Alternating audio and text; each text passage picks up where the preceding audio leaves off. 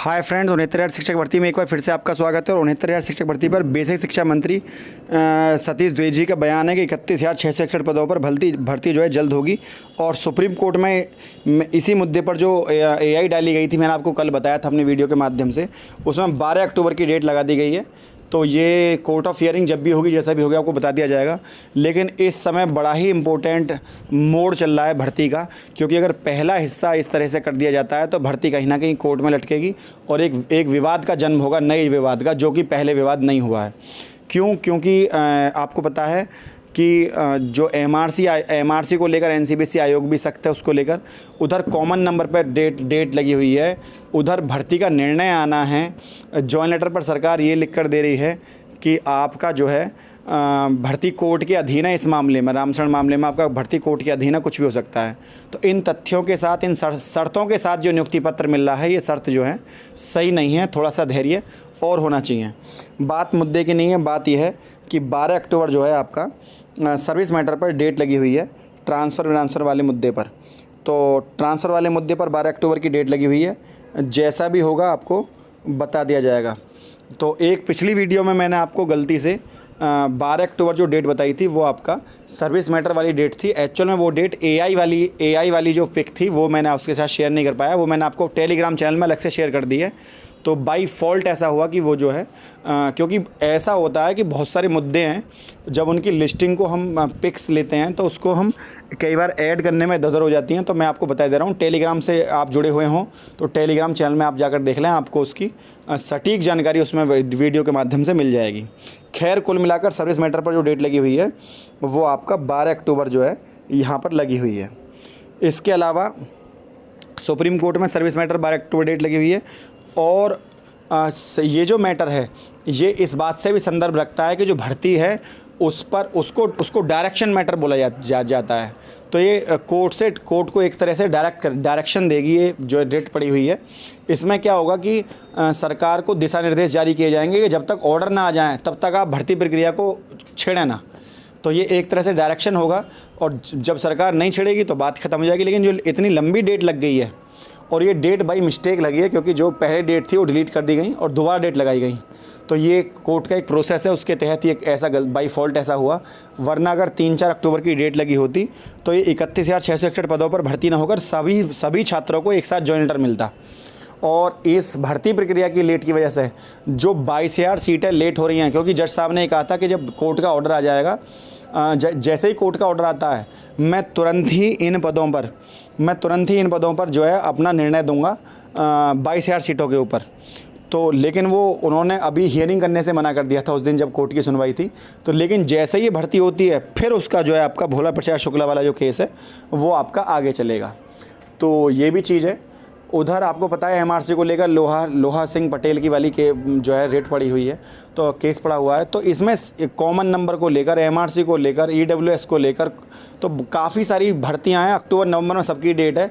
लेकिन इम्पोर्टेंट बात यह है, सरकार भर्ती करे, कोई प्रॉब्लम नहीं, लेकिन सबको साथ लेकर चले। ऐसा काम ना करे कि 2 पदों में पता पड़ी कि जो फर्स्ट हाफ है उसमें भी 2 हिस्सों में तोड़ दिया जा रहा है, और उसमें किसी को नौकरी मिली और किसी को नहीं मिली। क्योंकि अब जिनके नंबर हैं उसमें OBC SC के आरक्षण को ध्यान में रखते हुए लिस्ट लगेगी। वो लिस्ट लगेगी, जिसका नाम नहीं होगा उसी को जो है प्रॉब्लम क्रिएट होगी। सही नहीं है। एक भाई ने आत्महत्या कर ली है इस चक्कर में। तो ये चीज़, इन चीज़ों के मैं सख्त खिलाफ़ हूँ। ऐसे काम नहीं करने चाहिए और ये निंदनीय काम है, क्योंकि नौकरी बहुत कुछ है माना, लेकिन इतना भी कुछ नहीं है कि आप अपने प्राण दे दें किसी चीज़ के लिए। माता पिता ने आपको बड़ा किया है, उनसे आपको उम्मीदें होती हैं। आप यदि काबिल हैं तो आप फिर नौकरी लेकर आएंगे। और रिज़ल्ट जब आपका नंबर आ गया है, और तो किसी भर्ती का देर सवेर नंबर आना कोई दिक्कत नहीं होती है। धैर्यवान भी बनिए, आप एक अध्यापक हैं। तो ऐसे काम करने से पहले 100 बार सोचा करें, और अपने माता पिता के बारे में आप ज़रूर सोचा करें। ये चीज़ें गलत हैं और गलत ही रहेंगी भविष्य में भी। ये एक तरह से जो है निंदनीय काम है। आगे से इस तरह की घटना ना हो तो ज़्यादा अच्छा है। बेसिक शिक्षा मंत्री जी का बयान था, उसके ऊपर मैंने आपको चर्चा करी। इसके अलावा मैं आपको बता दूं, जो दिव्यांग वाला मैटर था उसमें 4% का आरक्षण है। कोर्ट ने नाराज़गी जाहिर करी है, और कोर्ट ने जो सरकार को समय दिया है, मैं आपको दिखाई दे रहा हूँ, 10,000 रुपये तक जुर्माने की बात कही है, और हफ्ते भर का समय दिया है सरकार को। ये समय दिया गया था आपका 26 तारीख में। तो 26 में 27, 28, 29, 30, 1, 2, 3 तारीख को फिर सुनवाई है।